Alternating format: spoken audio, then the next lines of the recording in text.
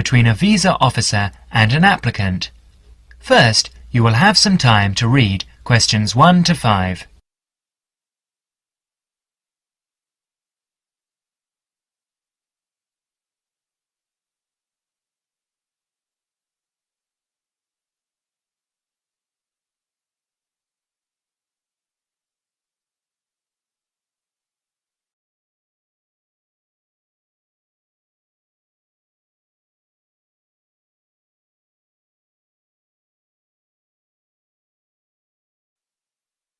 You will see that there is an example which has been done for you.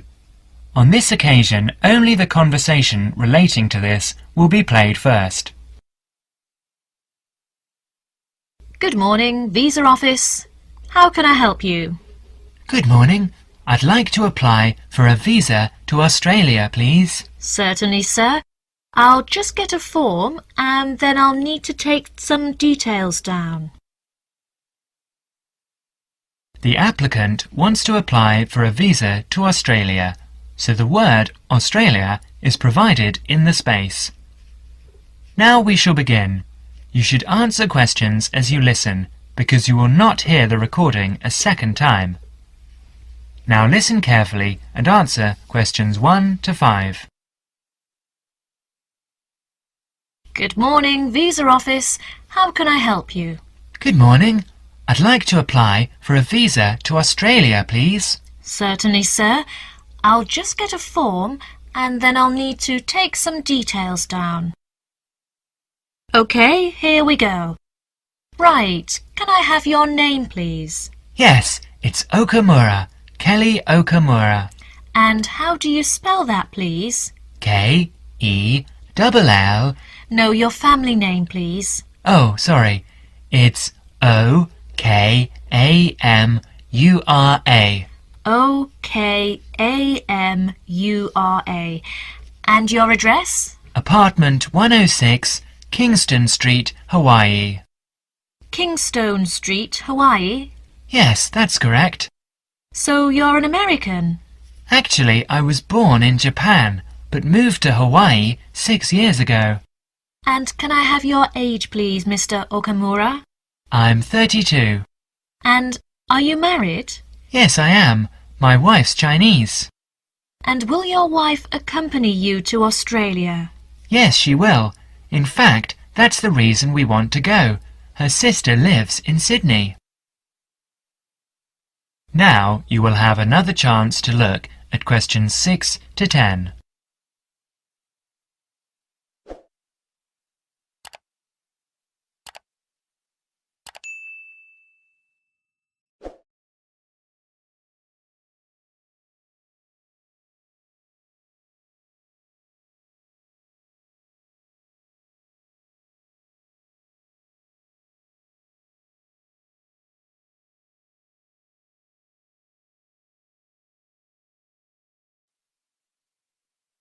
As the conversation continues, answer questions 6 to 10.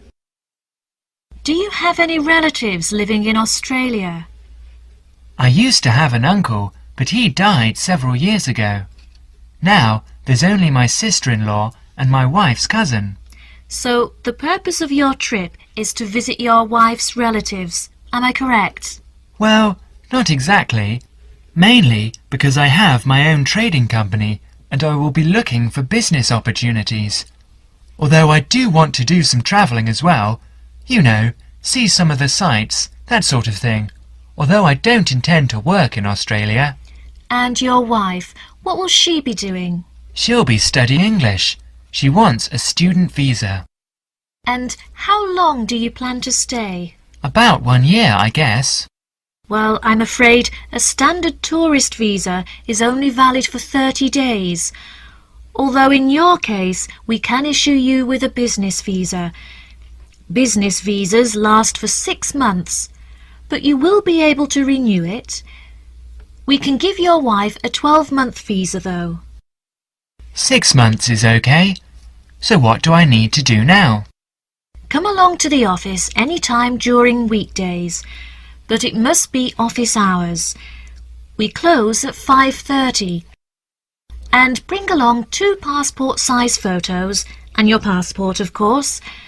Your wife will also need 2 photos. So that's 4 passport-size photos in total. OK. Thank you for your help. Bye. Bye. That is the end of section 1. You will have half a minute to check your answers.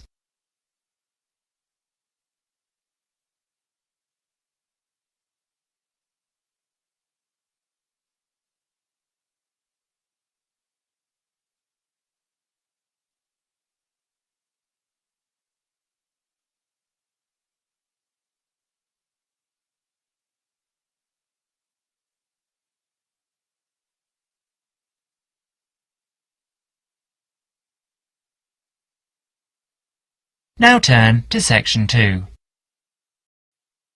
Section 2.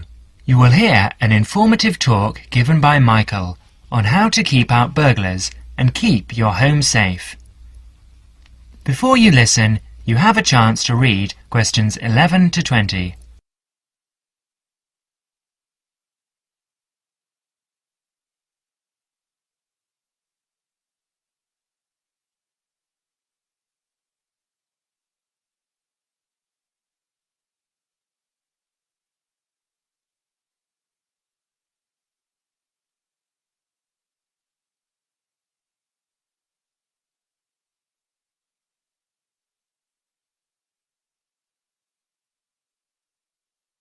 Listen to the first part of the talk carefully and answer questions 11 to 16.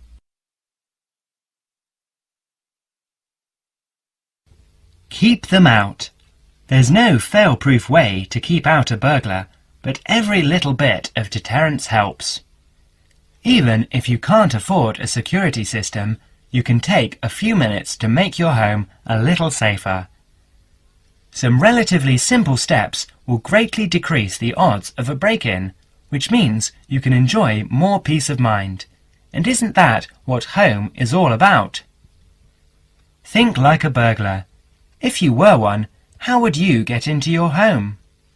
Evaluate your home from the inside and out, day and night. You might even try a mock break-in, trying window jambs and locks on the house's perimeter. To keep out a burglar, the first thing to do is to secure the windows.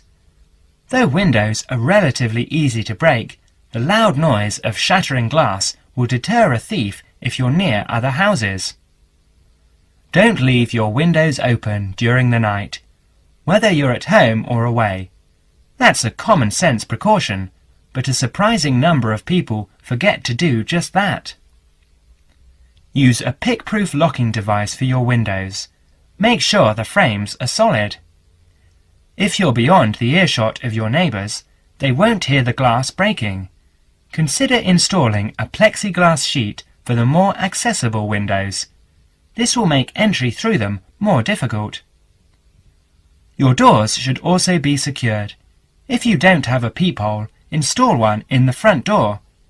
If you have one, make sure that you and your family are in the habit of using it. Don't open the door to anyone you don't know, especially at night.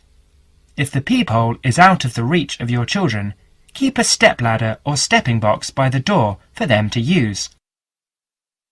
If there's any glass within 2 feet of your front door lock, consider a locking device that would be out of reach if that glass is broken. Now, a few tips on how to protect your valuables. Don't leave your valuables, stereo, computer, jewellery, etc., where they can be seen from the window. If you don't want to hide everything from sight, consider blinds. Make a valuables inventory. Keep a record of your expensive and personally significant items. Not just a listing, but a photographic or videotape record if possible. Store this inventory at another location. This is helpful for both the police and the insurance agency to identify the stolen goods. Use an engraving pen to mark these items with some kind of personal identifying information, such as your initials, in an inconspicuous place. This also helps record your possessions in case of any other mishap, such as fire or flood. Now, you will have another chance to look at questions 17 to 20.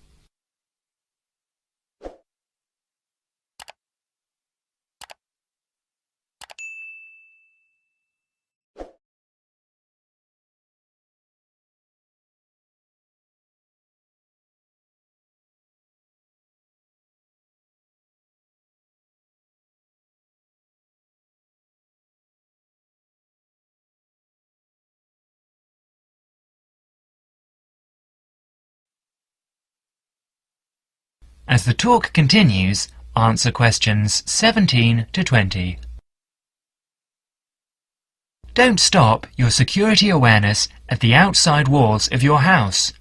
Your yard areas, if any, also deserve your attention. In general, don't leave anything around the yard that might help a burglar get into your house.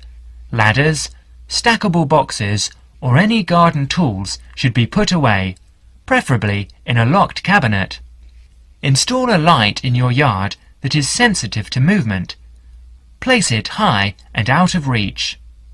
Trim hedges or bushes that are near doors or windows. These can be good hiding places. Don't place outdoor furniture tables nearby the house. These could become an easy stepladder to the roof. When you are on vacation, create the occupancy illusion. Maybe you laughed at your mother for leaving the lights on and the radio playing while she left for vacation, but she had the right idea. Those steps aren't quite enough, so try these strategies. Buy electronic timers that turn lights on and off at different times. Hook up a timer to your TV for a few hours each evening. Turn the volumes up too.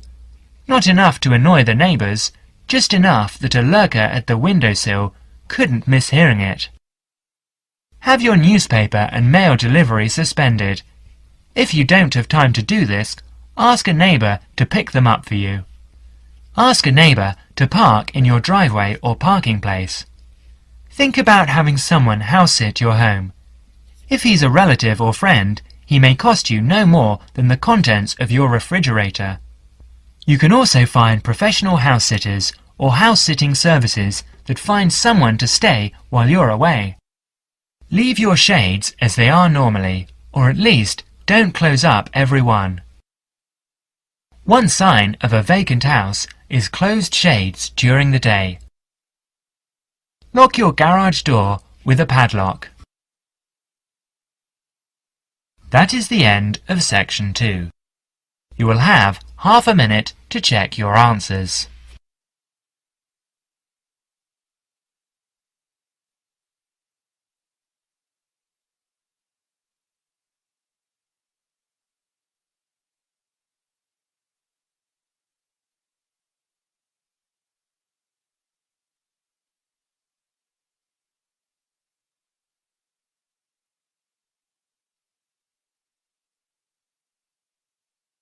Now turn to section 3. Section 3. In this section, you are going to hear a conversation between Anne and Merton. In the first part of the conversation, they are talking about the commands of training dogs. First look at questions 21 to 25.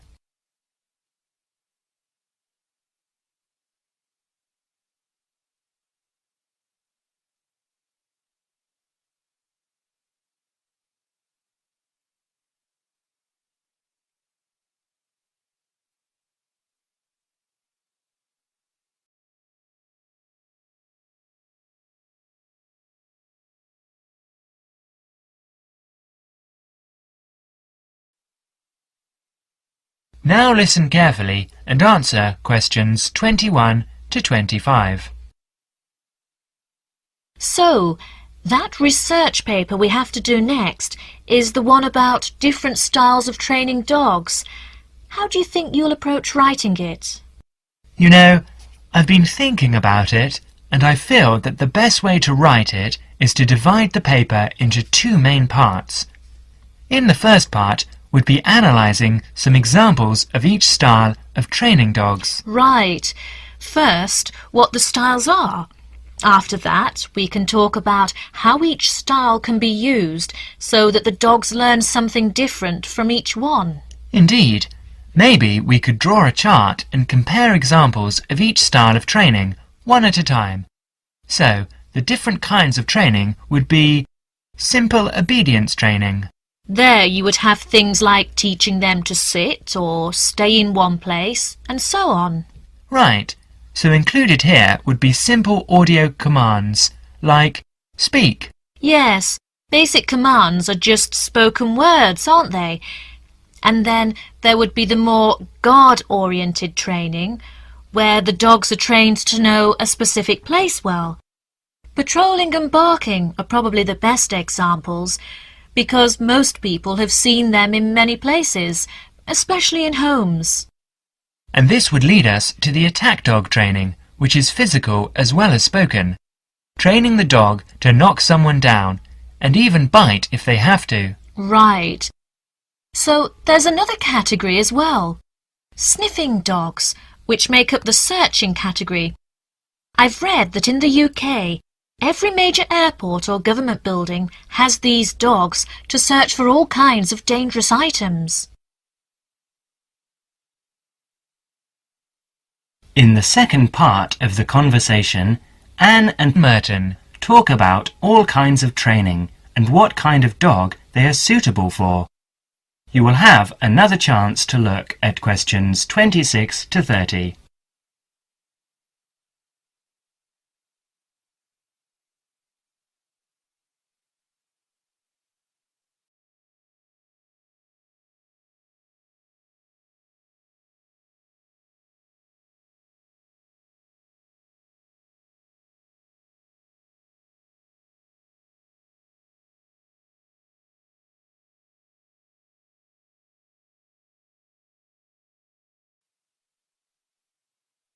Listen carefully and answer questions 26 to 30. I can believe that. Well, we have a good list to build on. We're finally getting started now, so let's try to figure out when each type of dog training should be used. I guess we can start by trying to figure out the best situation for each type of dog training. What do you mean? What I mean is whether each type of training should be used with different kinds of dogs. We could use basic obedience training, for example, and ask whether it's more useful for a small dog, a medium-sized dog, and so on. In this case, I'd say obedience training is best with small dogs because they tend to get excited easily, and this will help keep them out of trouble. Okay, that makes sense. Then, let's look at physical training. Even though some people think it's ideal for every breed of dog, I think it's better suited to the larger kinds. Small dogs usually just aren't smart enough to understand the physical commands, and they can even get hurt from them. The specialized sniffing training is the same. I think it's better with the more intelligent breeds of dogs, and it's hardly ever useful with really small dogs. Attack training, however, can be useful for every kind of large dog as long as the dog is treated well and given a lot of attention and care. All right. And what about guard training? Barking is an ideal way for small dogs to guard a home. I know they aren't big enough to stop a person, but making some noise is often all a dog needs to do. Other kinds of guard training, like biting, though, are different. I'd always plan to teach that to a smart dog, giving them a chance to use their brains and defend their homes. I'd have to agree. Trainers often just teach large dogs to bark at a person when they think something isn't right. But if the dogs know how to use physical skills in a bad situation, they could save their owner's life someday. Yes. I suppose that different people would have different needs for their pets. Right, and different trainers would recommend different methods for different breeds. That is the end of section 3. You will now have half a minute to check your answers.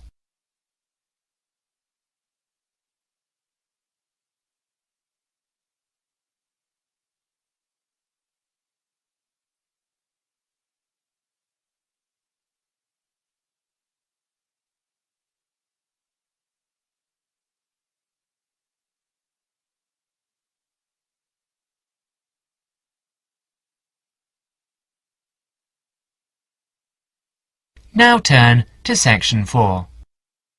Section 4. In this section, you will hear a lecture given by Dr. Jespersen about children's language acquisition. As you listen to the talk, answer questions 31 to 40. First, you will have some time to look at questions 31 to 40.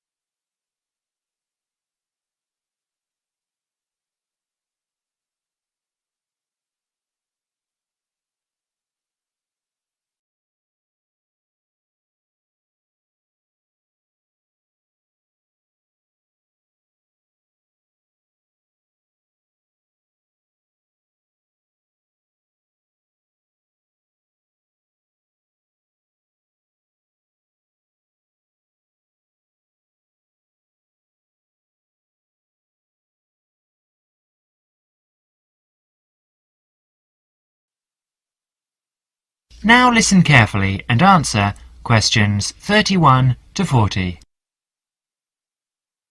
Today, in our series of lectures on human language, we are going to be looking at the way in which children acquire language. The study of how people learn to speak has proved to be one of the most fascinating, important and complex branches of language study. So let's look at these three features in turn. Firstly, why is it fascinating? This stems from the natural interest people take in the developing abilities of young children. People are fascinated by the way in which children learn, particularly their own children. Secondly, it is important to study how we acquire our first language, because the study of child language can lead us to a greater understanding of language as a whole. The third point is that it's a complex study, and this is because of the enormous difficulties that are encountered by researchers as soon as they attempt to explain language development, especially in the very young child. In today's lecture, we will cover a number of topics. We will start by talking about research methods. There are a number of ways that researchers have investigated children's language, and these include the use of diaries, recordings and tests, and we'll be looking at how researchers make use of these various methods. We will then go on to examine the language learning process, starting with the development of speech in young infants during the first year of life. This is the time associated with the emergence of the skills of speech perception, in other words, an emergence of the child's awareness of his or her own ability to speak. We will continue with our examination of the language learning process, this time by looking at language learning in the older child, that is, in children under 5. As they mature, it is possible to begin analysis in conventional linguistic terms, and so, in our analysis, we will look at phonological, grammatical, and semantic development in preschool children. In the second part of the talk, I would like to review some educational approaches to the question of how linguistic skills can be developed. In other words, how can we assist the young child to learn language skills at school? Initially, we will look at issues that arise in relation to spoken language. We will then look at reading and review a number of approaches that have been proposed in relation to the teaching of reading. Finally, we will conclude today's talk with an account of current thinking about the most neglected area of all, the child's developing awareness of written language. That is the end of Section 4. You will now have half a minute to check your answers.